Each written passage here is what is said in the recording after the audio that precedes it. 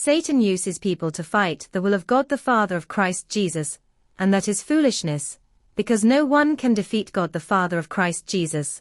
But Satan goes ahead, and God the Father of Christ Jesus uses it to help those who love him, and God the Father of Christ Jesus also uses it to glorify himself. So Satan will always lose.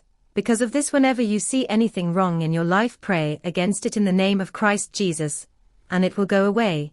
Except if it's a test from God the Father of Christ Jesus, just like in the case of Job in the Bible.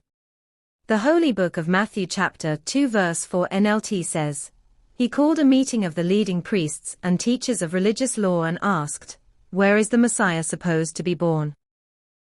That was King Herod in the Bible asking about where the Messiah was going to be born. He knew it was the will of God, but he still went ahead to fight it. But King Herod failed, and Christ Jesus the Messiah, and the Son of God, fulfilled his destiny, and the will of God was done, because no one can defeat God.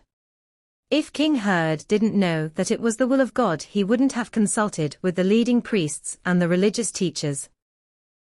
So don't care about the way people treat you, because when they treat you bad, they are being used by Satan. Just stand on the laws of God the Father of Christ Jesus. When it's so clear that you're living the right way, and yet people trouble you and wicked you, just remember that Satan is using them to fight the will of God for your life. Whenever you are serving God, and you keep suffering and you keep experiencing different sorts of problems in your life, just know that Satan is using them to fight the will of God for your life, just as he used King Herod to fight the will of God in the life of Christ Jesus. So whenever this happens, you have one role to play, which is to stay in faith in God the Father of Christ Jesus. Do not fear because people despise you and wicked you. Don't stop serving God. Keep praying.